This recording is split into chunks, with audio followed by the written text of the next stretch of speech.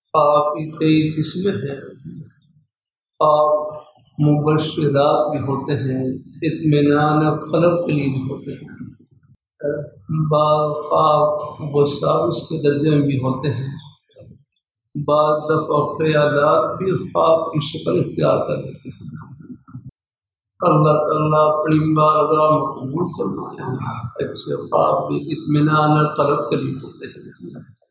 اللہ تعالیٰ سب کو نصیب کرے، اللہ تعالیٰ سب کو نصیب کرے۔ اللہ تعالیٰ بعض دفعہ خواب کی تعبیر ظاہر کچھ اور ہوتا ہے اور تعبیر کچھ جو ہے بڑی اچھی ہوتی ہے۔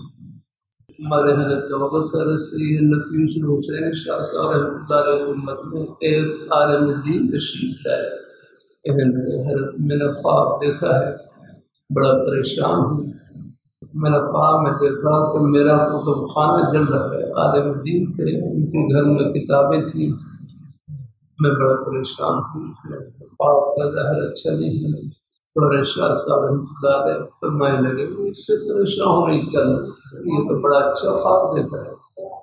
فرمایا یہ تو آپ کا کتب خانے کو آگ کا لگنا، آگ میں جلنا، یہ آپ کے کتب خانے کے قبول ہونے کی نشانی ہے، کیونکہ پہلے زمانے میں قربانی کے قبول ہونے کی نشانی یہ ہوتی تھی اس کو آگ کھا جاتی تھی، آگ نہ آگ کے لگتا ہے۔ اللہ تعالیٰ اپنی مہربانی فرمائے، اللہ تعالیٰ اپنی بارگاہ میں قبول فرمائے۔